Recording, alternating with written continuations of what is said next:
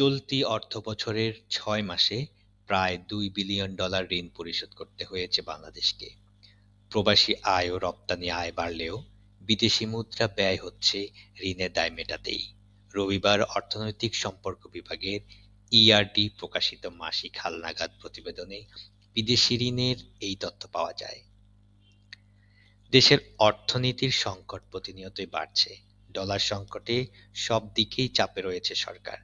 পণ্য আমদানির ঋণপত্র খোলা থেকে শুরু করে সব সূচকই কমছে ডলারের অভাবে। এমন পরিস্থিতির মধ্যেও $২ বিলিয়ন ঋণ পরিশোধ সহ ইআরডির তথ্য বিশ্লেষণে দেখা যায়, চলতি অর্থবছরের ডিসেম্বর শেষে বিভিন্ন প্রকল্পে বিদেশি ঋণের অর্থ ছাড় হয়েছে $৩৫৩,২৪,০০,০০০। অথচ আগের বছরের একই সময়ে অর্থ ছাড় হয় $৪০৬,৩৮,০০,০০০। অর্থাৎ গত বছরের একই সময়ের তুলনায় অর্থ ছাড় কমেছে ১৩%। ইআরডির তথ্য বলছে, দেশে চলতি অর্থবছরের প্রথম ৬ মাসে বিভিন্ন প্রকল্পে অর্থ ছাড় হয়েছে $৩৫৩,২৪,০০,০০০। একই সময়ে বিভিন্ন প্রকল্পে আগে নেওয়া ঋণ পরিশোধ করতে হয়েছে $১৯৮,১৭,০০,০০০। অর্থাৎ এই ৬ মাসে যত ঋণের অর্থ ছাড় করিয়ে আনা সম্ভব হয়েছে, তার ৫৬.২৪%ই আগে নেওয়া ঋণ পরিশোধে গিয়েছে। এ সময়ে বিদেশি ঋণ পরিশোধ করতে হয়েছে $১৯৮,১৭,০০,০০০। বাংলাদেশি মুদ্রায় তা ২৩,৬৭৫ কোটি টাকা। এর মধ্যে শুধু সুদ বাবদই পরিশোধ হয়েছে $৭৪,৭৫,০০,০০০। বাংলাদেশি মুদ্রায় তা ৮,৯৩৮ কোটি টাকা। বাংলাদেশের অর্থনৈতিক সংকট গত ২ বছরের বেশি সময় ধরে চলছে। এর মধ্যে রিজার্ভ সংকট সবচেয়ে বেশি। রিজার্ভ সংকটের কারণে বিভিন্ন নিত্যপ্রয়োজনীয় পণ্য আমদানি ও মূলধনী যন্ত্রপাতি আমদানি কমে গেছে। এর প্রভাব পড়েছে উৎপাদন খাতেও। তবে গত ৬ মাসে দেশে রপ্তানি আয় ও প্রবাসী আয় উল্লেখযোগ্য হারে বেড়েছে।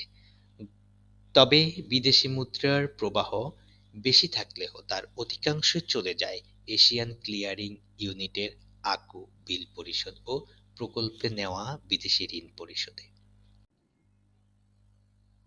ইআরডি তথ্যে দেখা যায়, বাংলাদেশের সংকটময় সময়ে সবচেয়ে বেশি ঋণের অর্থ ছাড় করেছে উন্নয়ন সহযোগী সংস্থা এশিয়ান ডেভেলপমেন্ট ব্যাংক এডিবি।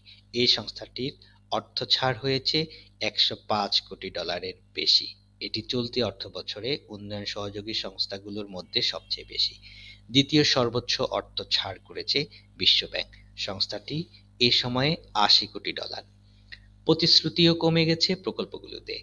৬ মাসে দেশের বিভিন্ন প্রকল্পের জন্য উন্নয়ন সংস্থাগুলোর অর্থ ছাড় হয়েছে $২২৯,৮৬,৮৬,০০,০০০। গত বছরের একই সময়ে তা ছিল $৬৯৮ কোটি বেশি।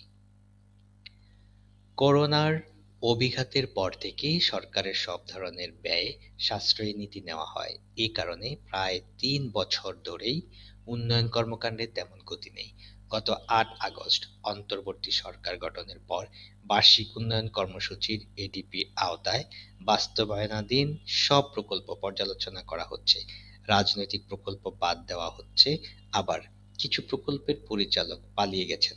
সরকার পতনের আন্দোলনে অবরোধসহ রাজনৈতিক বিভিন্ন কর্মসূচিতে বিভিন্ন প্রকল্পের বাস্তবায়ন কাজ বন্ধ ছিল।